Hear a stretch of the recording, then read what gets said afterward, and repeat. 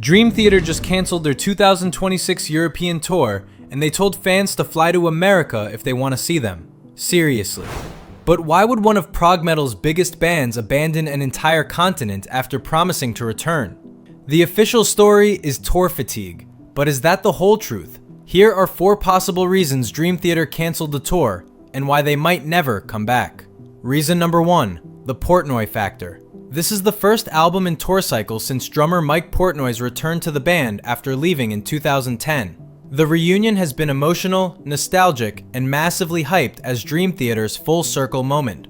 But reunions are also exhausting, especially for a band celebrating their 40th anniversary while managing egos that have been apart for over a decade. Could internal tensions be brewing? Is Portnoy, who's now in his late 50s, struggling with the relentless pace of modern touring?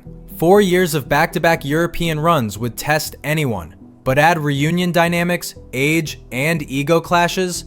That's a powder keg. Reason number 2, ticket sales aren't what they seem. While the band hasn't confirmed this, industry insiders hint that European ticket sales for the 2024 and 2025 legs may not have met expectations. Touring Europe 4 years in a row could signal either massive demand or desperate attempts to recoup production costs. With elaborate stage shows costing hundreds of thousands to transport overseas, a 5th European run might not pencil out financially. Think about it. If the crowds were massive and the money was flowing, would they really skip 2026? Reason number 3, the burnout nobody admits. Parasomnia is a 71-minute album with 5 tracks over 7 minutes long and a nearly 20-minute closer. Performing that plus A Change of Seasons, another 23-minute epic, means Dream Theater is playing nearly 3 hours of intensely technical music every night.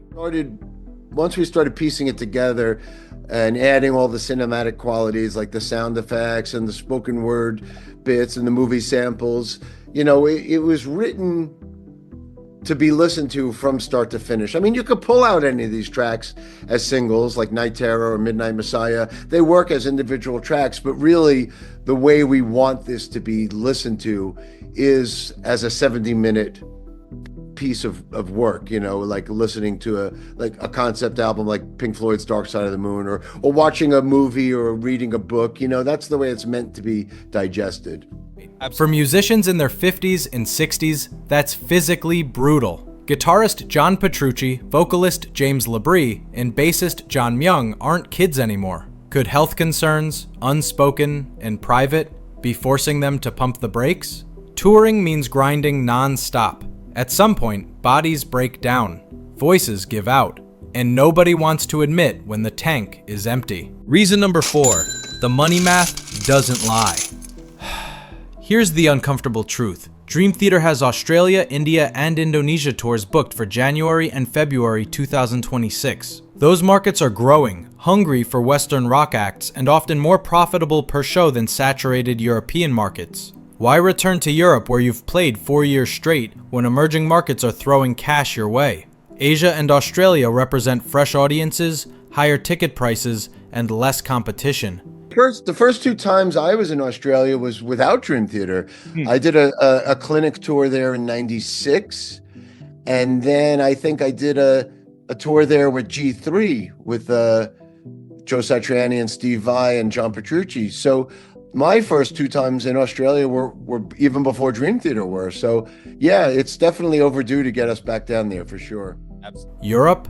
They've already squeezed that lemon dry. From a business standpoint, skipping Europe makes cold, hard sense.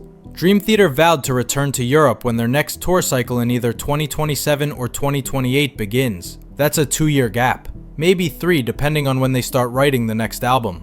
But here's the real question, will they even be touring by then? Portnoy will be pushing 60. Labrie's voice, already fragile, has taken decades of punishment. The band just celebrated 40 years. Is this see you in 2027 promise just a way to soften the blow of what might be a permanent European farewell?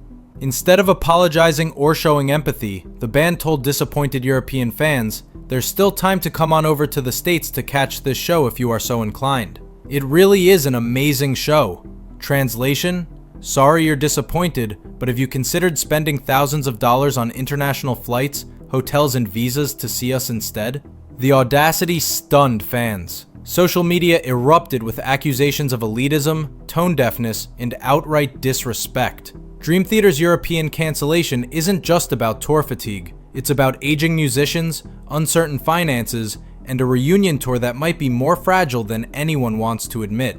European fans aren't just disappointed, they're abandoned, told to accept vague promises of 2027 or 2028 while watching the band prioritize American crowds and Asian markets. Dream Theater just told an entire continent, you're not the priority anymore. So the question remains, why? And will they ever really come back? Smash that subscribe button right now. Don't just sit there. Join the crew, stay locked in, and let's keep the beat alive.